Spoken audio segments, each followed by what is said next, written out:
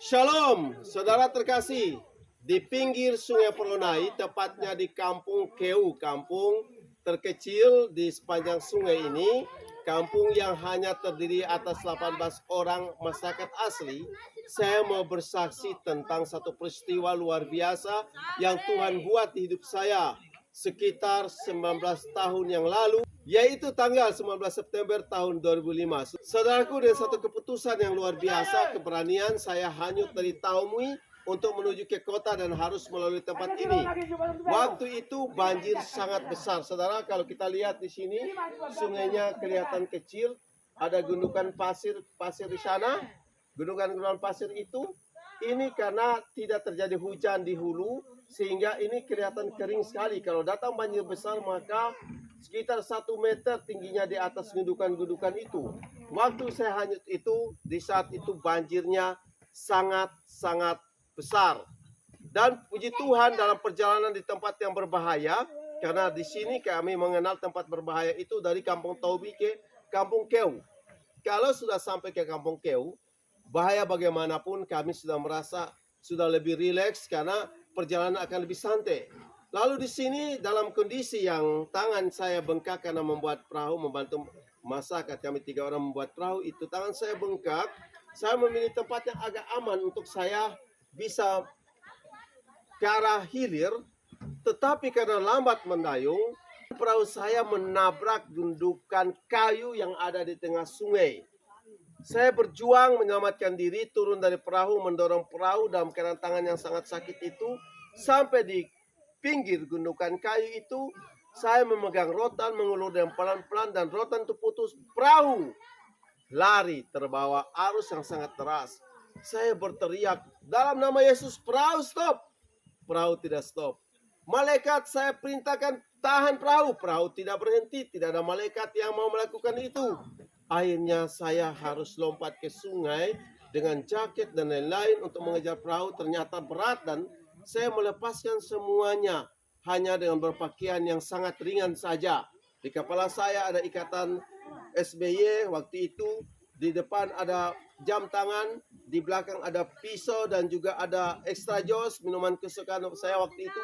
Saya berlari untuk mengejar perahu. Lari dan lari jatuh bangun. Saya dalam keadaan sakit karena terluka di tangan dan badan, sekejur badan sudah terluka. Tiba-tiba ada binatang yang lewat depan. Saya teriak, dalam nama Yesus saya bunuh. Saya tarik pisau, ternyata pisau sudah tidak ada. Saya begitu loyo, yang saya andalkan pisau untuk menolong saya kalau lapar. Ada buah-buah dari pohon sukun hutan yang bisa saya makan. Kalau toh saya harus tersesat hilang. Tetapi itu pun hilang. Saya terus berlari. Tetapi saya terus berlari sampai ke tempat yang saya perkirakan perahu belum lewat. Saya ke pinggir sungai. Saya menanti lama-lama perahu tidak lewat juga. Saya sudah mulai berputus asa. Dan ayat firman yang terdengar dalam hati saya, karena bagiku hidup adalah Kristus dan mati adalah keuntungan. Saya bilang, Tuhan, itu ayat untuk diri saya. Bagaimana dengan istri dan kedua anak saya masih kecil di kota? Saya ingat mereka. Saya bisa hidup selama berapa tahun di hutan, tapi bagaimana mereka di kota sana? Pikiran manusia itu begitu muncul dan berkecamuk dalam hati saya berbagai pergumulan. Saudaraku, tiba-tiba dari bawah terdengar bunyi perahu. Saya tidak percaya itu.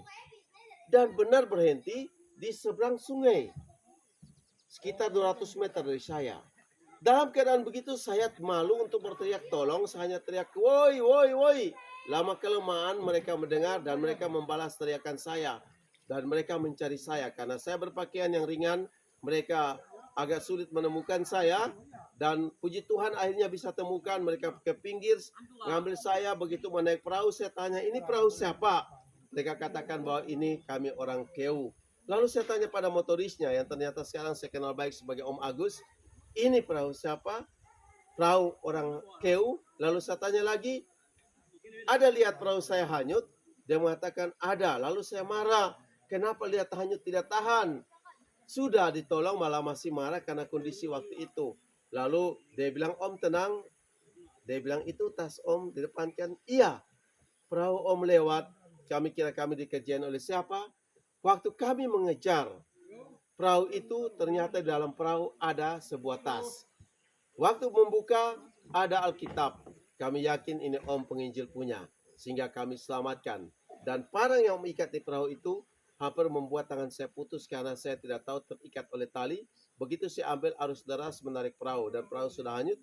Yang penting Om bisa selamat. Kami selamatkan barang Om. Lalu saya dibawa ke pinggir, saya boleh berpakaian dan bertemu dengan Bapak Gembala Semdotiri.